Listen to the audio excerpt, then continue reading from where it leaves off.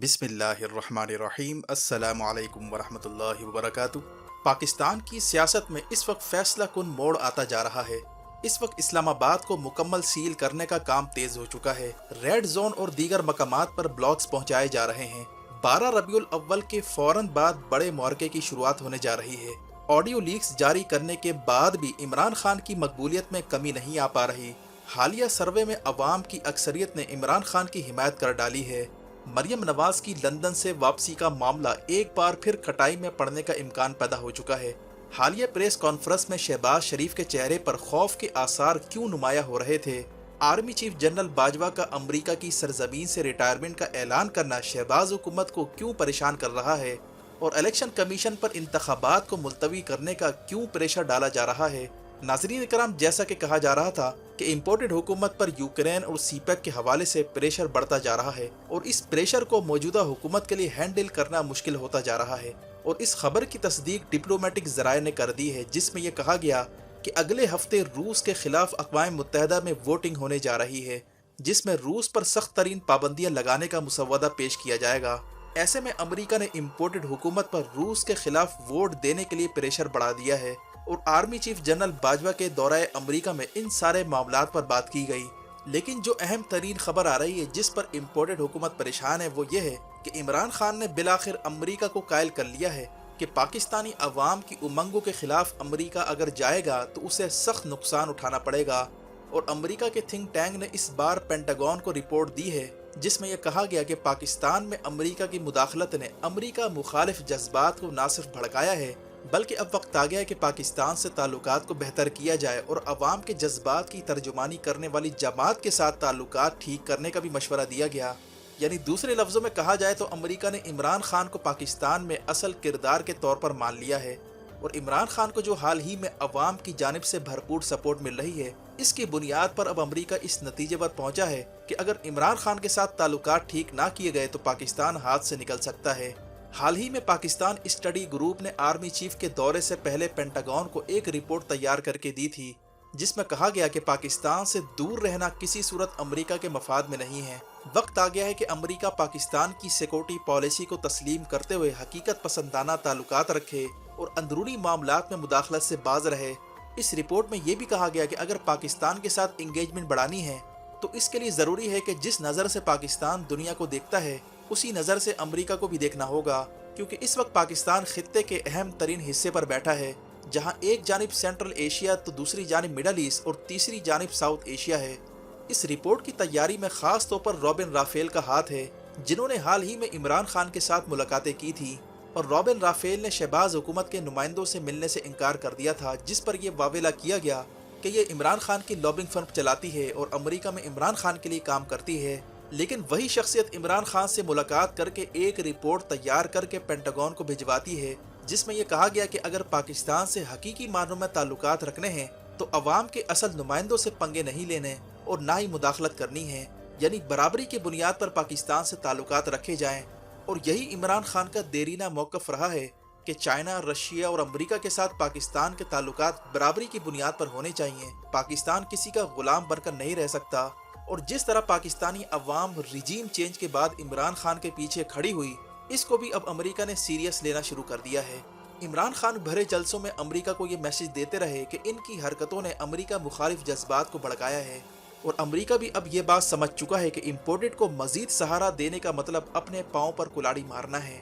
इससे उल्टा पाकिस्तान अमरीका से मजीद दूर होता जा रहा है, जबकि चाइना और रशिया के कैंप में पाकिस्तान का जाना अमरीका के लिए ज़्यादा खतरनाक साबित हो सकता है। यही वजह है कि अमरीकी सफ़ीर ने हाल ही में आज़ाद कश्मीर का दौरा करके खैर सगाली का पैगाम दिया और अब अमरीका ने F-16 प्रोग्राम भी पाकिस्तान के लिए बहाल कर दिया है। और साथ ही अमरीकी थिंक टैंक के ग्रुप ने पेंटागन को मशवरा दे डाला है कि पाकिस्तान को कंट्रोल नहीं किया जा सकता, पाकिस्तान के अंदरूनी मामलात में मुदाखलत अमरीका को नुकसान पहुँचा रही है। जबकि रिपोर्ट में अमरीका से ये कहा गया कि अमरीकी सरमायाकारों को पाकिस्तान में लाना होगा ताकि अमरीकी कंपनियां पाकिस्तान में ज़्यादा से ज़्यादा सरमायाकारी करें, ताकि जो खलीज पैदा हो गई है उसे दूर किया जाए। यही वजह है कि शहबाज हुकूमत के लहजे में मजीद तलखियाँ पैदा हो चुकी हैं। एक जानिब आर्मी चीफ का अमरीका की सरजमीन से रिटायरमेंट का ऐलान करना और अब अमरीकी थिंक टैंक का पाकिस्तान से हकीकत पसंदाना ताल्लुकात कायम करने की बात करना, ये इम्पोर्टेड हुकूमत के लिए किसी धचके से कम नहीं है। क्योंकि इस रिपोर्ट में वही कहा गया है जो इमरान खान बरसों से कहते आ रहे हैं, और ये पैगाम रॉबिन राफेल के जरिए पेंटागन को पहुंचा दिया गया है। दूसरी अहम बात यह है कि इन दिनों चाइना और अमेरिका की लड़ाई में इतनी शिद्दत आती जा रही है कि दरमियान में कुछ कुव्वतें कूद पड़ी हैं और ये कोशिश कर रही हैं कि किसी तरह ताइवान के मामले पर चाइना और अमेरिका की जंग को रुकवाया जाए। यहाँ तक कि टेस्ला के बानी इलोन मस्क ने तजवीज़ पेश की है कि अगर जंग से बचना है तो ताइवान का कुछ कंट्रोल चाइना को दे दिया जाए, वरना ताइवान पर जंग से नहीं बचा जा सकता। इसी तरह उन्होंने ताइवान को स्पेशल एडमिनिस्ट्रेटिव जोन बनाने की भी बात की है, जबकि ताइवान ने बयान दिया है कि चाइना की जानिब से कोई जहाज इसकी हुदूद में आया तो इसे जंग का आगाज समझा जाएगा। इसीलिए इलोन मस्क और दीगर सरमायाकार दरमियान में कूद पड़े हैं जिनके चाइना में बड़े स्टेक हैं। दुनिया भर में टेस्ला की डिलीवरी में चाइना का 50% शेयर बनता है। अगर जंग छिड़ जाती है तो टेस्ला को बड़ा नुकसान पहुंच सकता है और कई अमेरिकी कंपनियों के शेयर्स गिर सकते हैं। यही वजह है कि इलोन मस्क को ये बयान देना पड़ा कि अगर जंग रुकवानी है तो ताइवान का कुछ न कुछ कंट्रोल चाइना को देना होगा और इसे हांगकांग की तर्ज पर स्पेशल जोन बनाना होगा। इससे पहले इलोन मस्क ने यह भी कहा था कि रूस और यूक्रेन की जंग अगर खत्म करनी है तो क्राइमिया का इलाका रूस को देना होगा, ताकि रूस को बकिया इलाकों से पीछे हटने पर राजी किया जा सके, वरना ये जंग पूरे खित्ते को लपेट में ले सकती है। इस सूरत-ए-हाल में पाकिस्तान भी अपना रोल प्ले कर रहा है ताकि चीन और अमेरिका की लड़ाई खित्ते को लपेट में न ले सके, और अमेरिकी थिंक टैंक की बड़ी तादाद अब पाकिस्तान की अहमियत पर जोर देती नजर आ रही है, जिनका कहना है कि खित्ते में बड़ी ताकतों के दरमियान तवाजुन कायम करने में पाकिस्तान रोल प्ले कर सकता है, खास तौर पर चाइना और अमेरिका के दरमियान।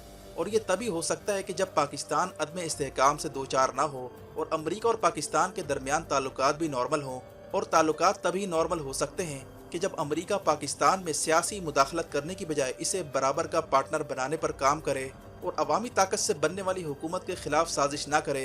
ये सोच इन दिनों अमेरिका में डेवलप हो रही है, जबकि साथ साथ ओपेक प्लस ममालिक ने हाल ही में जो तेल की पैदावार कम करने का ऐलान किया, इस पर भी बाइडन एडमिनिस्ट्रेशन काफी परेशान है। ओपेक प्लस ममालिक की तंजीम ने 20 लाख बैरल यौमिया तेल की पैदावार घटाने पर इत्तेफाक किया है, जिसे मोहम्मद बिन सलमान की जानिब से बाइडन को सख्त दचका समझा जा रहा है।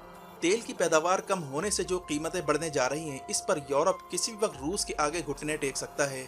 अमेरिका का ये ख्याल है कि मिडल ईस्ट, खास तौर पर सऊदीया और यूएई ने अपना सारा वजन रूस के पलड़े में डाल दिया है, जिसका मतलब है कि यूक्रेन जंग को ज्यादा देर जारी नहीं रखा जा सकता।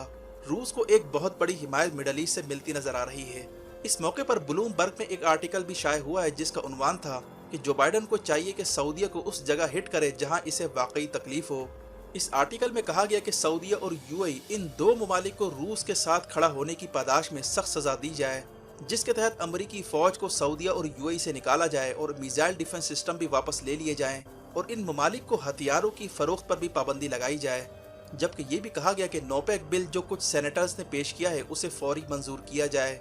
लेकिन अहम बात यह है कि इस आर्टिकल में यह भी एतराफ़ किया गया कि सऊदीया के खिलाफ एक्शन लेना अमेरिका को नुकसान पहुंचा सकता है और पूरे मिडल ईस्ट में अमेरिकी कंपनियों को निकाल बाहर किया जा सकता है, और इस तरह अमेरिकी मफादात को शदीद नुकसान पहुंचेगा।